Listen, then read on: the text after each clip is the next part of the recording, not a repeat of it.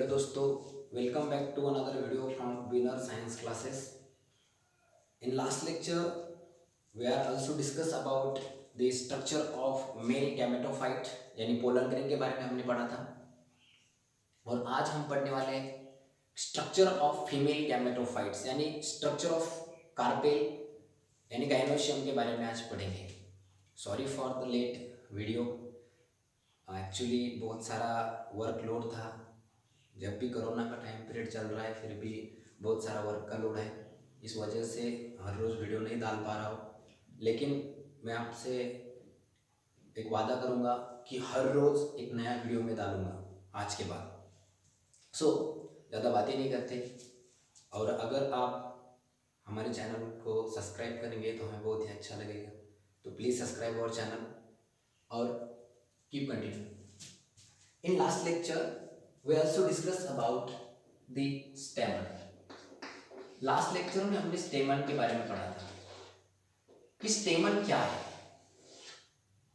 स्टेमन है male reproductive organ.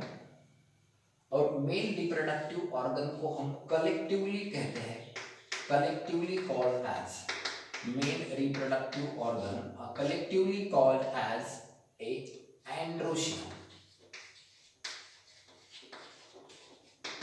इसे हम एंड्रोशियम कहते हैं. अब हमने स्ट्रक्चर ऑफ मेल गैमेटोफाइट्स के बारे में पढ़ा और मेल स्ट्रक्चर के बारे में पढ़ा, मेल रिप्रोडक्टिव स्ट्रक्चर के बारे में पढ़ा इन द फ्लावरिंग प्लांट्स. सो उसमें हमने क्या क्या पढ़ा. तो पहली बार हमने पढ़ा था उसमें स्टेमन. स्टेमन कैसा होता है, ऐसे स्ट्रक्चर का स्टेमन हमने पढ़ा था. एंथर, कनेक्टिव और फिलामेंट. उसके बाद में हमने पढ़ा था सेकेंड नंबर में टीएस ऑफ एंथर. जो एंथर है उस एंथर का टीएस हमने देखा था. उसमें मेन पॉइंट हमने देखा टीएस ऑफ एंथर में माइक्रोस्पोरेंजियम का स्ट्रक्चर देखा, स्ट्रक्चर ऑफ माइक्रोस्पोरेंजियम. अब माइक्रोस्पोरेंजियम यानी क्या होता है, पोलन सैक. हमने पोलन सैक के बारे में पढ़ा. और थर्ड नंबर हमने पढ़ा कि formation of pollen grain, microsporogenesis. क्या पढ़ा हमने, माइक्रोस्पोरोजेनेसिस के बारे में पढ़ा. और लास्ट में फोर्थ नंबर टर्म हमने पढ़ी. कौन सी टर्म थी वो, कि लास्ट में हमने पढ़ा structure of pollen grain, structure of pollen grain के बारे में पढ़ा, स्ट्रक्चर ऑफ पोलन ग्रेन और स्ट्रक्चर ऑफ पोलन के बारे में पढ़ा. अब स्ट्रक्चर ऑफ पोलन ग्रेन में हमने क्या क्या देखा था कि भाई जो पोलन है वो पोलन 2 सेल का होता है. लार्जर सेल जो होती है उसे हम कहते हैं वेजिटेटिव सेल, वेजिटेटिव सेल. और उसे हम और भी नाम है दूसरा ट्यूब सेल. और जो स्मॉलर सेल होती है थिन, उसे हम कहते हैं जनरेटिव सेल, जनरेटिव सेल. सो ये बेसिक सारे कंसेप्ट हमने ऑलरेडी लास्ट लेक्चर में हम उसे पढ़ चुके हैं. और अब इस लेक्चर में हम पढ़ने वाले हैं कि स्ट्रक्चर ऑफ पिस्टिल और स्ट्रक्चर ऑफ कार्पेल और स्ट्रक्चर ऑफ गाइनोशियम के बारे में, कि गाइनोशियम क्या है. इसलिए वीडियो अंत तक जरूर देखिए क्योंकि इस वीडियो में मैं आपको बहुत सारे इंपॉर्टेंट पॉइंट बताने वाला हूँ जो कि नीट एग्जामिनेशन के लिए बहुत ही इंपॉर्टेंट है. बेसिकली हम क्या करते हैं कि सादे सादे जो पॉइंट्स होते हैं, सिंपल सिंपल पॉइंट्स, हम उसे खो देते हैं. क्योंकि एनसीईआरटी में से जो क्वेश्चन आते हैं वो बिग पॉइंट पे नहीं आते, आपको ऐसे मेन हेडलाइन पे नहीं आएंगे. जो डीप में पॉइंट दिया जाएगा उसी पे आपको क्वेश्चन पूछे जाएंगे. तो बहुत सारे स्टूडेंट्स हैं कि उन्हें कंफ्यूजन होता है किसके बारे में, कि microsporogenesis, megasporogenesis, microspore, megaspore, microsporangium, megasporangium में बहुत सारा कंफ्यूजन होता है. तो इस वीडियो में सारा का सारा कंफ्यूजन आपका क्लियर हो जाएगा. So please continue the video. Okay, आज हम देखेंगे पिस्टिल के बारे में. पिस्टिल. अब पिस्टिल क्या है, इसे हम कहेंगे कार्पेल. अब कार्पेल और पिस्टिल दोनों एक ही है, यानी दोनों को मिलके हम कहेंगे गाइनोशियम. कार्पेल और पिस्टिल को हम कहते हैं गाइनोशियम. तो गाइनोशियम इसे कलेक्टिवली कहते हैं कलेक्टिवली कॉल्ड गाइनोशियम, और अगर सिंगल है तो उसे हम कहते हैं पिस्टिल। यानी कि कोई जो फ्लावर्स है, in some flowers the gynoeciums are single gynoecium, then it is called as a pistil और कार्पेल। अगर लेकिन किसी फ्लावर में गाइनोशियम अगर ग्रुप में होते हैं, पिस्टिल के सारे ग्रुप्स होते हैं, तो उस ग्रुप को हम कलेक्टिवली कॉल्ड कहेंगे गाइनोशियम। क्लियर? अब हम देखेंगे कि ये गाइनोशियम और कार्पेल क्या है। सपोज अगर एक फ्लावर है, एक फ्लावर और उसमें वन कार्पेल है, एक फ्लावर में अगर एक ही कार्पेल होगा तो उस फ्लावर को हम कहेंगे मोनोकार्पेलरी, मोनोकार्पेलरी फ्लावर। अगर एक फ्लावर में एक कार्पेल होगा तो उसे हम कहेंगे मोनो यानी सिंगल और कार्पेलर यानी कार्पेल। अगर एक फ्लावर में एक ही कार्पेल होगा तो उसे हम कहेंगे monocarpellary. Got it? It is a monocarpellary. लेकिन अगर एक ही फ्लावर है, फ्लावर एक ही है मगर उसमें मल्टी कार्पेल्स है, बहुत सारे कार्पेल प्रेजेंट है, दो से ज्यादा कार्पेल अगर वहां पर प्रेजेंट हो गए तो उसे हम कहेंगे पॉलीकार्पेलर। पॉलीकार्पेलर, अब उसे पॉलीकार्पेलरी भी कह सकते हैं और मल्टी कार्पेलरी भी कह सकते हैं, या तो आप उसे पॉलीकार्पेलरी भी कह सकते हैं और मल्टी कार्पेलरी भी कह सकते हैं, मल्टी कार्पेलरी भी आप कह सकते हैं। इसे दोनों भी चलेंगे, पॉलीकार्पेलरी भी कहा तो भी कोई बात नहीं और मल्टी कार्पेलरी भी कहा तो कोई बात नहीं है। अब हम देखेंगे कि जो पिस्टिल है पॉलीकार्पेलरी है, मल्टी कार्पेलरी, लेकिन उसका स्ट्रक्चर क्या है, पिस्टिल में क्या क्या प्रेजेंट होता है। तो पिस्टिल पे जो अपर मोस्ट पार्ट होता है, जो लैंडिंग प्लेटफॉर्म कहते हैं हम उसे, कि जहां पे पोलन ग्रेन ट्रैप होता है, वो ट्रैप्ड पोर्शन को हम कहते हैं स्टिग्मा। ये स्टिग्मा सबसे ऊपरी भाग होता है कार्पेल का। अब ये स्टिग्मा है, उसके बाद में एक ट्यूब होगा, स्लेंडर ट्यूब, हॉलो, उसे हम कहेंगे स्टाइल, और उसके बाद लोअर जो बेसल पार्ट होगा, लोअर बेसल पार्ट, उसे हम कहेंगे ओवरी। इसे हम लोअर जो पार्ट होगा, इस लोअर पार्ट को हम कहेंगे ओवरी। तो बेसिकली ये जो तीन फैक्ट्स है, स्टिग्मा, स्टाइल एंड ओवरी, इससे बनता है गाइनोशियम। एक बात आप ख्याल में रखिएगा, बहुत ही कंफ्यूजन क्रिएट करने वाला बात है। क्या बात है, देखिए आप यहां पे क्या देखा हमने, स्टिग्मा, स्टाइल और ओवरी। अब ओवरी के भी अंदर, ओवरी के अंदर एक स्ट्रक्चर होगा, उसे हम कहेंगे ओव्यूल। ओवरी के अंदर जो भी स्ट्रक्चर है उसे हम कहेंगे ओव्यूल। इस ओव्यूल को हम कहते हैं मेगास्पोरेंजियम, मेगास्पोरेंजियम। अब आप कहेंगे सर हमने तो ऑलरेडी माइक्रोस्पोरेंजियम के बारे में पढ़ा था, जो पोलन सैक होती है उसे हम क्या कहते हैं, माइक्रोस्पोरेंजियम कहते हैं। वैसे ही जो ओव्यूल होता है फीमेल में, उसे हम कहते हैं मेगास्पोरेंजियम।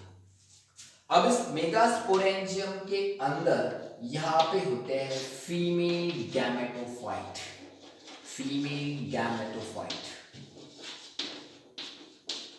Female gametophyte. और फीमेल गैमेटोफाइट को हम क्या कहते हैं, अगर आप बात करेंगे एंजियोस्पर्मिक प्लांट्स की, तो एंजियोस्पर्मिक प्लांट में फीमेल गैमेटोफाइट्स कौन सा होता है, तो फीमेल गैमेटोफाइट्स होता है embryo sac, embryo sac. Female gametophyte angiospermic plant में कौन सा होता है, तो एम्ब्रियो सैक होता है। और male gametophyte, male gametophyte, male gametophyte कौन सा होता है बेटा, तो मेल गैमेटोफाइट्स होता है पोलन ग्रेन। अब आप में से कोई स्टूडेंट आप कहेंगे कि सर अगर यहाँ पे एम्ब्रियो सैक अगर मेल गैमेटोफाइट है तो मेल गैमेट यहाँ अगर फीमेल गैमेटोफाइट अगर एम्ब्रियो सैक है तो मेल गैमेटोफाइट पोलन सैक होना चाहिए, लेकिन ऐसा नहीं होता है क्योंकि जो भी पोलन ग्रेन होता है वो मेल गैमेट नहीं होता है, वो मेल गैमेटोफाइट होता है। पोलन ग्रेन में जब 2 डिवीजन हो जाएंगे उसके बाद में वहां पे बनेगा मेल गैमेट बनेगा, इसलिए हम पोलन ग्रेन को मेल गैमेटोफाइट कहते हैं। ठीक है, तो ये हुई जनरल इंफॉर्मेशन अबाउट दिस। अब हम देखेंगे कि ये जो ओव्यूल है इस ओव्यूल के अंदर क्या है, और उस ओव्यूल के अंदर भी देखने के पहले हम बात करेंगे ओवरी के बारे में। इसके बारे में हम बात करेंगे, हम ओवरी के बारे में हम बात करेंगे। अगर ओवरी है, एक ओवरी है और उस एक ओवरी में ओनली सिंगल ओव्यूल है, अगर एक ओवरी में एक ही ओव्यूल अगर प्रेजेंट होता है तो उस ओवरी को हम कहते हैं मोनोओव्यूलरी।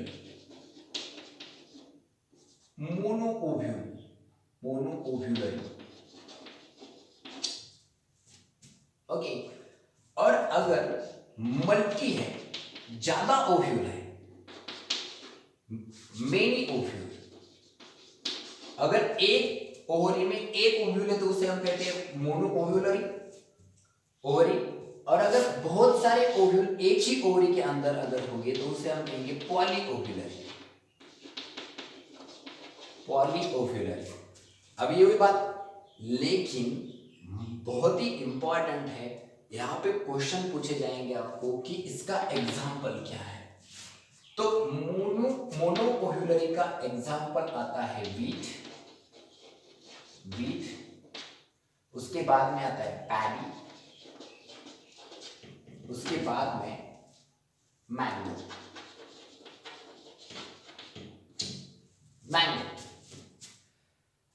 मोनोओव्यूलरी सिंगल ओव्यूल, यानी कि सादी बात है कि अगर आप कोई भी सीड हो और उसमें अगर एक ही बीज हो, एक ही सीड हो, तो वो मोनोओव्यूलरी होता है। उसके बाद में यहां पे आएगा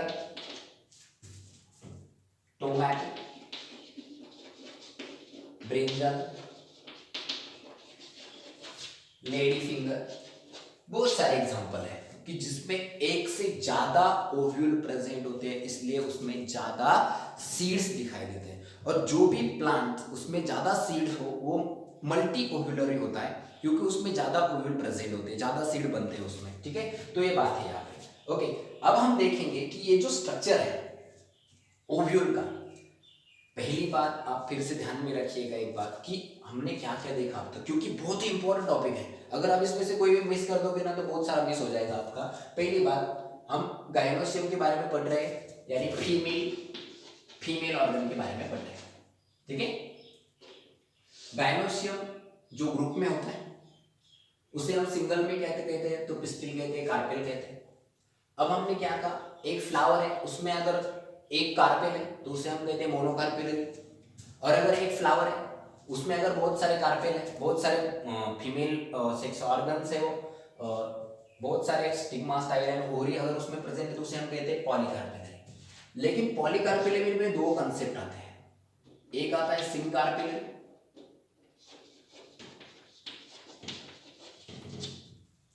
और एक आता है अपोकार्पेलरी।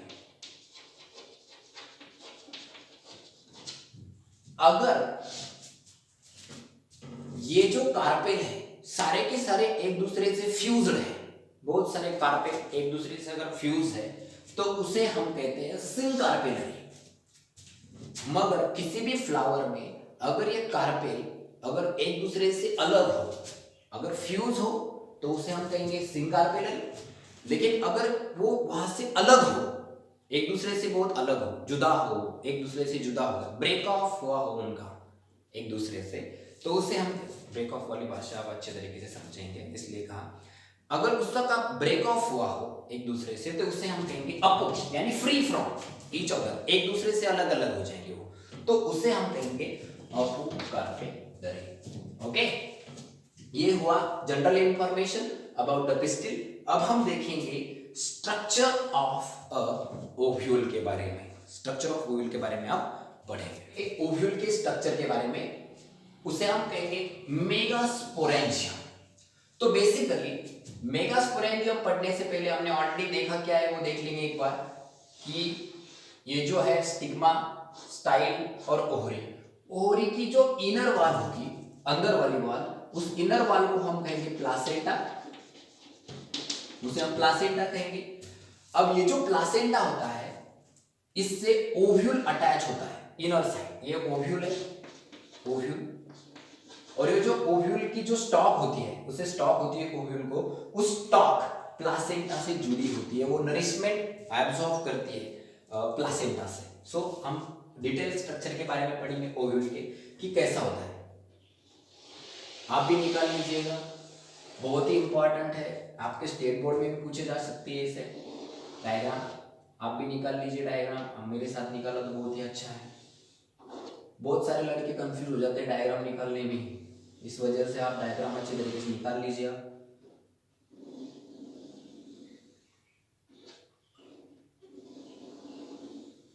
बहुत ही अच्छा। तो चलो हम अब स्टार्ट करते हैं ओव्यूल के बारे में। अब ये जो ओव्यूल होता है ये ओवरी के अंदर वाली वॉल से जुड़ा होता है, और ओवरी के अंदर वाली वॉल उसे हम कहते हैं प्लासेंटा। क्या कहते हैं बेटा, उसे हम प्लासेंटा कहते हैं। और ये प्लासेंटा जो होती है वो नरिशमेंट प्रोवाइड करती है, जैसे कि हमारे ह्यूमन रिप्रोडक्टिव सिस्टम के बारे में भी हम जब पढ़ेंगे तो उसमें भी हमें प्लासेंटा देखने को मिलेगा कि जो ऐसा पार्ट होता है बॉडी का कि वो नरिशमेंट प्रोवाइड करने का काम करता है। वैसे ओवरी में ऐसा पार्ट कि जो ओव्यूल की डेवलपमेंट के लिए नरिशमेंट प्रोवाइड करेगा उसे प्लासेंटा कहेंगे।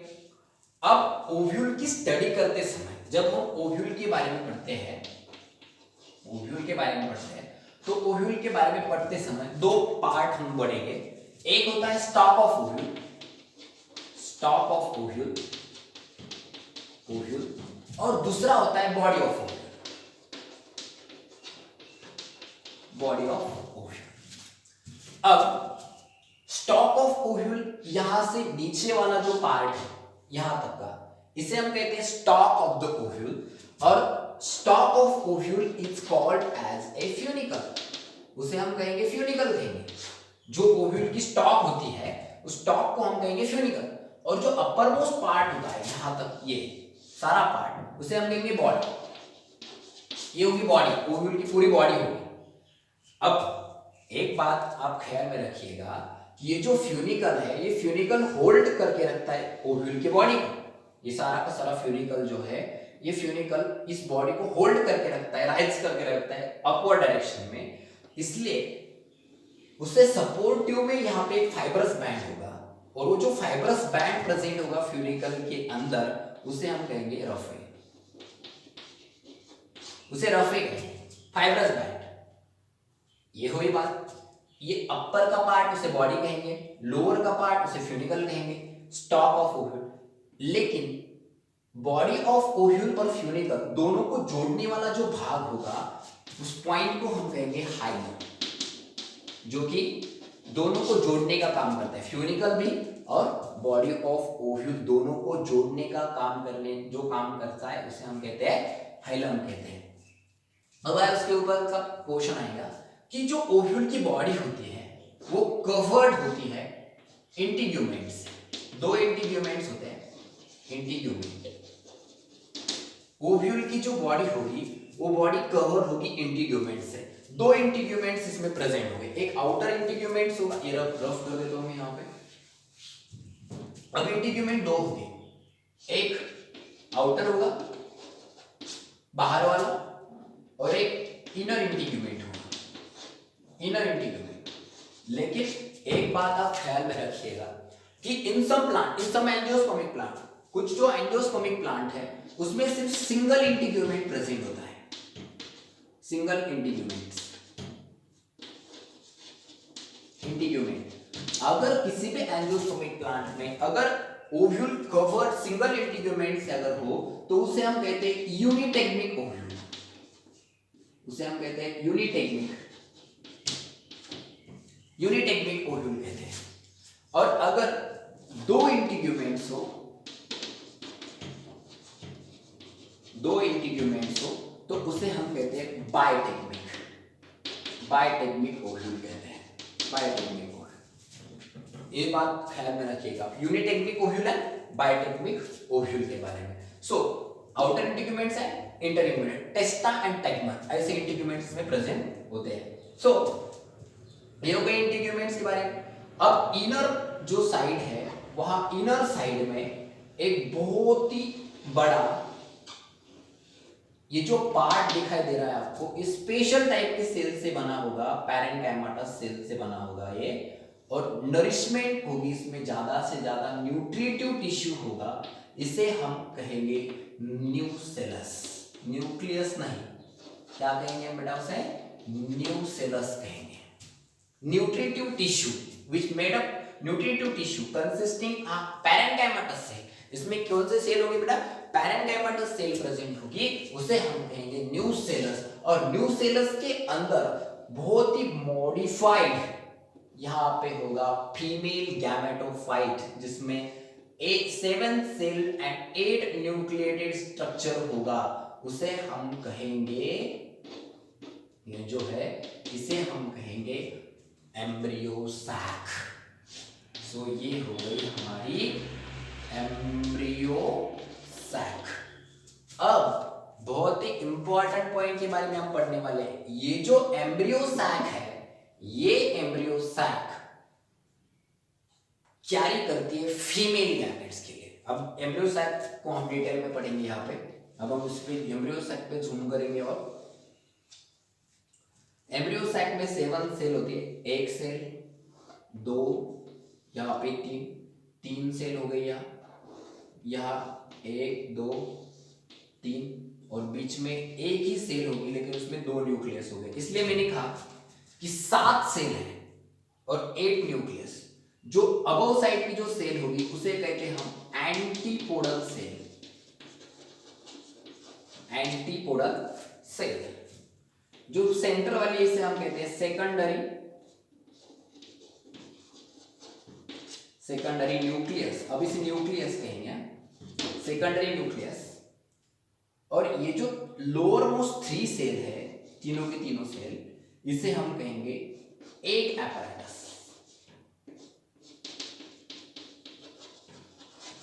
इसे हम कहेंगे एग apparatus कहेंगे। लेकिन इस एग apparatus में जो लार्जर सेल होगी उसे हम कहेंगे एग सेल, यानी ये सेल हमारा फीमेल गैमेट है। अब ये कैसा बना, ये हम सामने वाले लेक्चर में पढ़ने वाले हैं, लेकिन आप ख्याल में रखिए ये है एग सेल, और जो रिमेनिंग 2 सेल है उसे हम कहेंगे सिनरगाइड सेल। सिनरगाइड सेल। तो ऐसा है। अब ये हो गया हमारा एम्ब्रियो सैक। अब जो ओपनिंग होगी इंटीग्यूमेंट्स, दोनों जो इंटीग्यूमेंट जहां पे ओपन हो रहे हैं, यहाँ पे स्मॉल ओपनिंग जो प्रेजेंट होगी, उस स्मॉल ओपनिंग को हम कहेंगे माइक्रोपाइले, और उसे माइक्रोपाइलर ओपनिंग कहेंगे। माइक्रोपाइलर ओपनिंग प्रेजेंट होती है कि जहां से पोलन ट्यूब अंदर जाती है फर्टिलाइजेशन के लिए। आफ्टर पॉलिनेशन के बाद जो पोलन ट्यूब, मैंने बताया आपको, पोलन ट्यूब बनती है, मेल गैमेट कैरी करती है, और वहां से वो अंदर जाती है ओव्यूल में। तो वो जो ओपनिंग होती है, तो कौन सी ओपनिंग है? वो माइक्रोपाइलर ओपनिंग है। और माइक्रोपाइलर ओपनिंग के अपोजिट साइड में जो पार्ट प्रेजेंट होता है ओव्यूल का, उसे हम कहते हैं चलाजा।